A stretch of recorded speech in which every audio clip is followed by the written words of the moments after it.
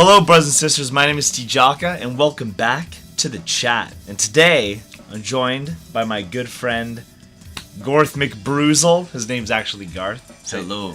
Yeah, there he is. He's wearing a good old Fallout 4. I'm actually naked, but you know. Yeah, no, and he's been naked for like most of the morning. Yeah. And it's kind of freaking me out, but I just haven't said anything till now. But now that he said something, I need to get the fuck out. No, I'm just kidding. All right, that's all. We wanted to talk about. Well, first of all, I hope everybody that's listening to this had a great New Year's celebration last night. I know we did. We went to a little party, but we're gonna talk about that in a little bit.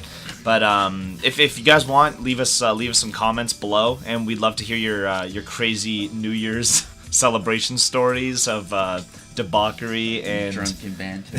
Exactly. So today we wanted to talk about a little bit of how we met. And a little bit of our personalities, and as well as last night, and how it's relevant to what we're going to talk about today. So, Garth, we met at our friend Curtis's party, right? Yes. Yeah. So that was, back grade 11, I think? Grade 11 or 12. Yeah, it was around there. It was in the summer? Yes, so basically it was his first party that he had held there. Yeah. And then he tried to make it like the biggest thing of the time. Right. And so we basically, we both show up. Well, I show up, set up. This guy shows up with, who did you came with Ostertag? No. I came with Hans and Braden yeah. and Steve, I think. Was Steve there? I don't know, I can't remember. Anyway, yeah. Fuck Steve, I'm just kidding. No. I love you, Steve. Not really, but yes, I do. But yeah, no, and then I guess as the night progressed, we started talking about Zelda, which I think was what connected. Totally, yeah, like just video games. Yeah, yeah. We started really talking about Zelda, and then we just started talking about like storytelling in video games. Yeah, I didn't think we touched on how you write and stuff at that point yet, but you were talking about how you wanted to work on video games the ideas and stuff. behind bringing forth video games and everything. Yeah. But then I think there was like one more party that we were at. That was the other party that we were at was in the summer of high school. That was the second one we went to. Right, okay. Yeah. Was it? I think so. It was the one it was the one after being out of high school for a year, because I just started at second cup. Oh, true. So okay. Right. and then there was that one, and that was kind of the last time we had seen each other for a little while after. Yeah, we kind of I think we never had hung out other than those two parties at Curtis's, but then we just like didn't hang out for quite a while. I think it was like a year. Yeah, like a year or so, right? Yeah. And then eventually I don't know, we just reconnected over some like pretty crazy coincidences, and we ended up going to a bar and like meeting up and catching up and whatever, and having a good time, and then we like consistently started hanging out, and that's when we started getting really close. And that was it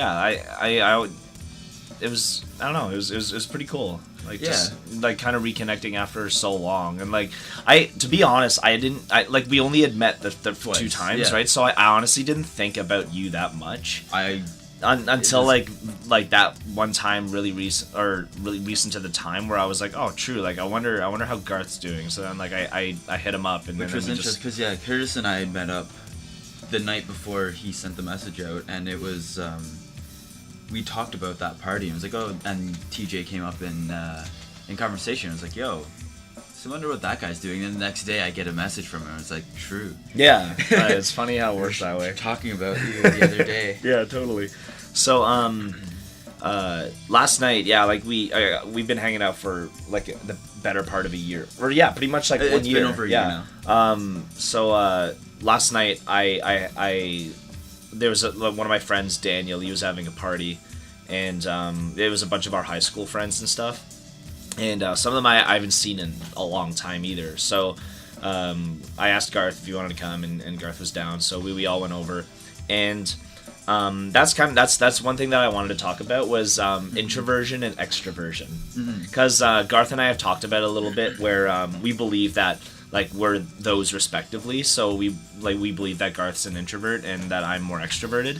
And obviously, yeah, like like both have their strengths and weaknesses, and I think that's one thing that I think is actually pretty strong is introverts and extroverts. Like, I think they actually get along much easier than like Introverts to introverts to extroverts. Yeah, exactly. Because they balance each other out. Like the one, typically how we'll do talks and everything is I'll sit there and I'll listen. Right. And then TJ will do a lot of the talking. So then it goes into conversation as well, how there should be the equal parts to it. But it goes in hand, like the extrovert will bring the like varied extrovert and an introvert out. Right. When they're together, sort of thing. Like it, and then the introvert will bring the introvert of the extrovert out. So it kind of brings everybody to an equal level. Yeah. In that sort of regard. Yeah, totally.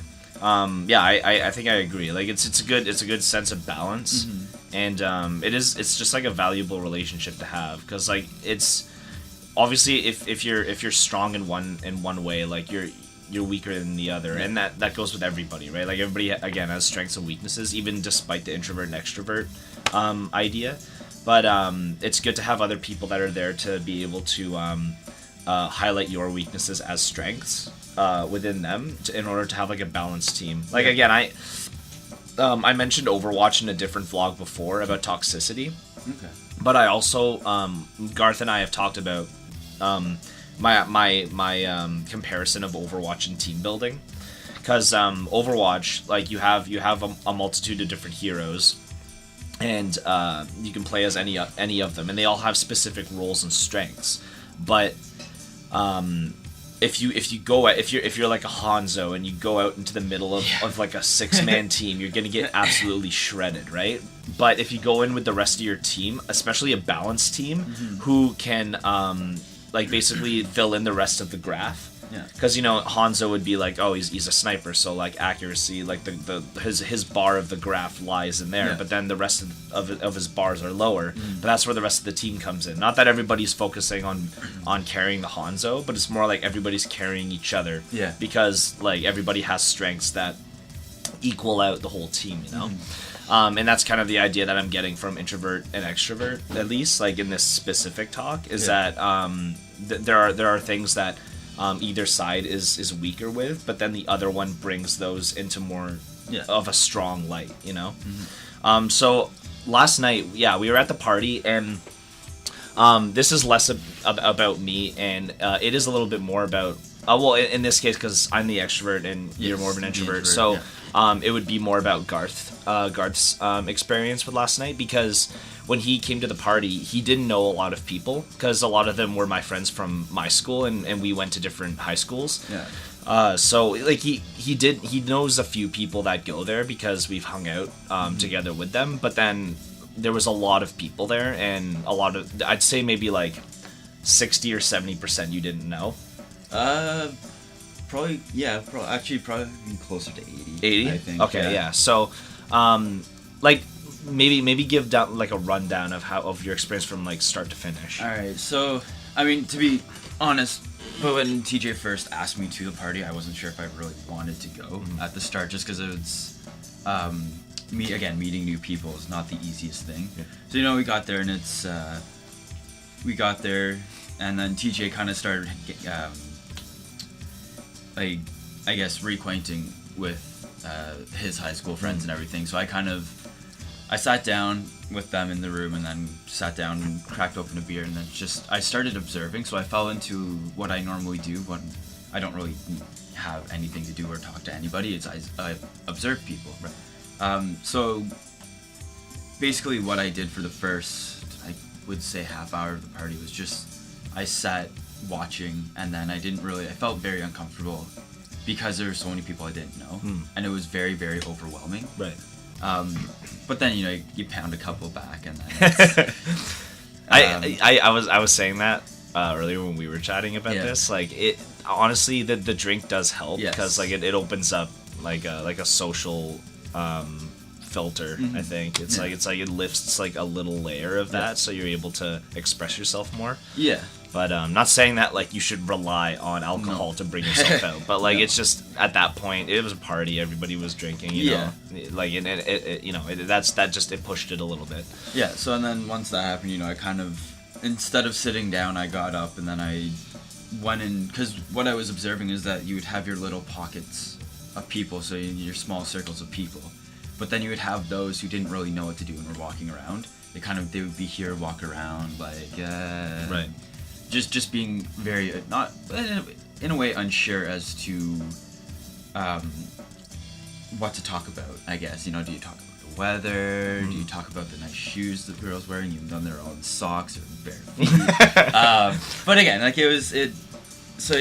rather than doing that, like I stood up and then I guess I kind of stood into one of these circles and they were talking about Marvel and everything. So then I started talking to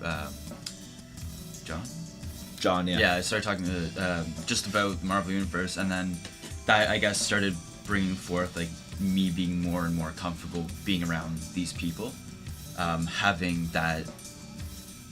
Because I've been to a party before where I've only known the one person and it was in a university. Right. And I just, like, he would go off and then go around and everything, like, and I would just follow him because I had no idea. Like, I wasn't in my hometown, I couldn't walk home, it was outside of my comfort zone completely. But then again, as the night progressed, you kind of just, you locate yourself with just a couple of people. Right. Which definitely helps being able to, as an introvert, kind of get over the shyness and the sense of intimidation that I got from other people. Right. Well, how did it feel to be able to meet new people and be able to converse with them and stuff? Good. Yeah. Yeah. It's in that case it was good. It was able to, in certain areas, broaden my way of thought of certain ideas. But it was also the couple of people that I did know, getting to know them now as opposed to knowing them back then. In the past, that was like it did feel good to meet new people and whatnot. So. Right. No, totally. Yeah. I mean, one thing that I mention to people who have a bit of anxiety with meeting new people is, I mean, everybody that you've met used to be somebody that you didn't know. Yes. Right? Yeah. So, like, it's not, like, a lot of people are like, oh, I'm really bad with meeting new people, I'm really scared, and, like, yeah, like, you feel like that intimidation with breaking the ice and stuff. Yeah. But you've done it before, that's the thing. You know, like, it's always, I think that's, like, an encouraging thought, is being able to realize that, you know, you've managed to make friends, you know? Yeah. Like, so it's totally possible for more people to like you, you know, and to, like, instantly, right? Yeah. So that's one thing that when people are, you know, when they have that kind of social anxiety, that it's I feel like that's always encouraging. But that I don't know. I'm just speaking off of my behalf. Like there's a lot of fear there as well, like fear of not that the person won't like you, but just being socially awkward. Right. Because again, like, as I say, like, I didn't know what to talk about. It's like a you know, oh, this painting is very nice, sort of thing. Or like, it's just, or do I be somebody who I'm not, or do I be myself? Because if I be myself, will this person, will they, I guess, accept me for who I am? Right. Or if I act a different way, is it easier to have that connection? Right. That's actually interesting, because I guess that's like the ultimatum risk, is where it's like you either compromise who you are in order to fit the group, or you risk being, like, potentially damaged by somebody who doesn't like who you actually are. But I think that actually that lies the question where it's like, you know, why you know, it is trivial, but it's like, why should one care about what other people think about who you are? Because obviously there's going to be people that disagree with what one believes in, right? Like there's so many people in the world with so many different ideas and opinions. It's impossible for everybody to completely get along. Yeah. Right. Yeah. But the thing is that that's okay. I think that's the latter is something that people, in my opinion, should start thinking about more. Is that you don't have to get along with everyone. Like you can do your best to get along with people and be civil, but I think that if one has to compromise who they are in order for somebody else to like them, then I think that's like you're just not being honest with yourself, or like you're lying to yourself, you know. I'm not saying you specifically. I'm just saying like people in general, like because a lot of people have that, you know. And a lot of people like to blame it on like social media and stuff and technology, but I mean, in the end, it's a person's problem if they have that, you know, or not. I won't even say a problem if they don't think it's a problem, but like in my mind, it's an issue, you know. Like if I were, I mean, I'm not really the kind of person to just kind of talk to strangers, you know, like just like out of nowhere. You kind of keep to yourself. Yeah, but sometimes I do, like, but very rarely. Like I don't actively go out and be like, oh, like smack a dude on the back and like, hey, like how you doing? What's your name? Yada yada. Yeah. But not that there's anything wrong with that. Like being jovial and being very open and stuff. But at the same time, like people like to be in their own world sometimes. But sometimes it just, you know, you have to kind of claw your way out of that world sometimes. Yeah, and I mean, it's especially like at the party, it wouldn't be fun just to be sitting there, you know, the one person sitting out kind of sipping on their water, right? And, you know, or their water and vodka. Right. People drink that. What I was actually gonna ask was, well, okay, so what I told Garth this yesterday too, but like if Garth decided not to come to the party, I wouldn't have gone either, and we would have hung out, because like I don't believe in people being alone on holidays, and Garth and I also had plans ahead of time. So but in the instance where I still went to the party, and then you stayed home alone, what would be your process of thought? Like would you have wish that you went, do you think, or do you? I probably would have regretted not going. I mean, there's a party on the 29th I was invited to, but I didn't go because I had work in the morning and just certain other things I didn't really want to get. I didn't want to go. But there's a time when people were talking about it after the fact, and I was sitting there, I was like, man, I do wish I went to the party. So during the time of New Year's and me just not going anywhere and staying at home, I probably wouldn't have thought anything of it. Right. But then if I hung out with you and you started talking about it, or if I heard about it from other things, like it would have affected you. Yeah, I just would have thought, like, man, I should have gone. Like just like the regret of not being able to overcome the like the introvert in me that I want. There was a dude, I told you about this, but there was a dude, I won't say his name, last night that he messaged, he was invited to the party, but he messaged me maybe like an hour ahead of time, and he said that he was having a really bad day, and he didn't want to bring like the negative energy into the party space. And honestly, I think like a year ago, I'd probably be like, oh, I'm sorry to hear that, man, but I mean, we'd love to see you, but like, it's your choice. Yeah. But I don't know, just this time I was like, man, you gotta come. Like you. Well, that's kind of what you did with me as well, right? You said like, I think you'd have a really good time if you went, and it's like, all right, you know what, fine, like it's, right.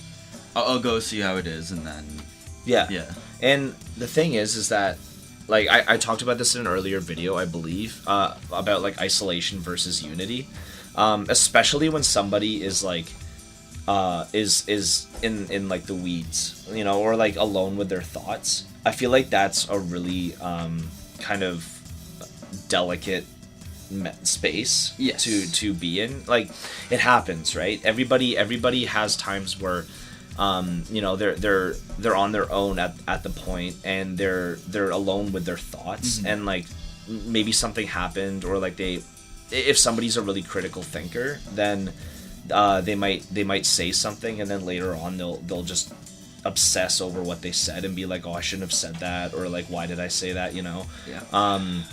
But the thing is that I feel like we really underestimate the power of unity. Like when my friend last night, going back to that, like he was having a bad night, or a bad day rather, and then I was like, dude, there are so many people that would love to see you, and I guarantee you'll forget about a lot of the stuff that made you upset today if you come and hang out with everybody. And he came to the party only for a few hours, but he ended up going to another party afterwards. Okay. So but then I messaged him today, and I was like, yo, like, Happy New Year, how'd your night go? And he's like, oh, it was fantastic, man, like, thank you so much for inviting me, like, I had a really good time. He didn't mention anything about what had upset him earlier. Like, that was, like, it's magic, dude, I swear to God. Like, and I keep referencing the charity that we had, where everybody had their own problems, right? Like, everybody has their problems, right? In their own lives, whether they speak out about it or not. But in that moment, we were all together and just having a good time, and none of the stuff that bothered us mattered. Only the stuff that, like, was making us laugh mattered, you know? And that was because we were all together. Yeah. Because if each of us at that point were alone during that night, who knows what we'd think about. If there was something that was really bothering a few of us, then, like, we'd probably just be, like, sitting at home, like, staring at a computer screen and just, like, thinking about whatever's been bothering us, you know? And, like, is that productive? No, not necessarily. Like, but obviously you can like, kind of get into a mental state where you can be progressive. Like, I mean, there definitely are points where it is good to actually be alone with your thoughts, and, like, self-reflect. You reflection, but it also helps you organize things. So that's good. But then again, if you constantly sit there and you constantly brood over everything that, oh, why did I do this 4 years ago? Yeah. And you kind of, like, but because you can't get over those certain facts, it brings you down and down and down. And because it's been bothering you for so long, it's, in that case, then no, sitting there in your own thoughts is not good. Whereas if you were in, as you say, in a group, those are thousands of planets away, or however, whatever unit you want to use. But yeah, no, like, they're just, it's, you don't think about those sorts of things, and it's, you actually, and who knows, even if you are with people, somebody might say, like, oh, they might say something that'll help you get past what you're brooding over. Right. So in that case, then yeah, like, it is better to be in a group than it is by yourself. Yeah. Because you definitely do more self-damage when you're alone. Yeah, absolutely. I think I agree 100%. Yeah, there is, like, there's always a time for self-reflection. Like, and I actually, I mean, I like, being interested in philosophy, like, I highly recommend examining one's own life, you know, like, just like Socrates said. But there comes to a point where if one gets in kind of like an oppressed loop of just kind of like, oh, like, this sucks, you know, like, why is this happening to me, you know, like, and then when one just starts not necessarily not caring about improving about it, but more just, like, not trying to improve it because they think that it's not worth improving, then I think that's the time to reach out, you know. And I mean, like, that happens to a lot of people. That even happens to extroverts. Like, it happens to me all the time. Like, I'll be at home, and then I'll just be kind of, like, brooding about things, and then I'll just be like, I'll message somebody and be like, yo, do you want to hang out, or do you want to I don't know, game or whatever, right? Like, just to do something else with somebody else, just to kind of fix it, right? But I digress. I mean, in the end, like, with the dude last night, It was his choice to come. Oh yeah. Right? Like totally, it is totally his choice whether he wanted to come or not. But I'm holding strong to the fact that if he didn't come last night, if he decided not to come, then he probably, you know, he would have just had a bad night because he would have just thought about all the stuff that's been eating him up, and then he might not have gone to the other party as well. Yeah, exactly. He could have just, again, what I would have just stayed at home, either self-doubted and self-reformation, and then just not done anything. Which, and then comes like the regret of not going. Yeah. So that just adds on to it, and it's just, man, like, it just being together just helps so much. Yeah. But anyways, I don't even know how long the video is right now. I have a feeling that it's. Or wait, there we go. 25 minutes. Okay. Pretty good. I think I'm gonna end the video now. But thanks so much, Garth, for joining the chat. Thanks for inviting me, I guess. I mean, I was already here. I mean, yeah, you're already here, but no. But I'm glad I was able to have somebody come in and chat. And I mean, you can always drop by again anytime because you're here a lot anyway. So we'll have a chat another time soon. Sounds good. But thanks everybody so much for watching. Like, comment, subscribe if you like more, and stay tuned for more fun chats and friends. Do it. Do it, young Skywalker. Subscribe me now.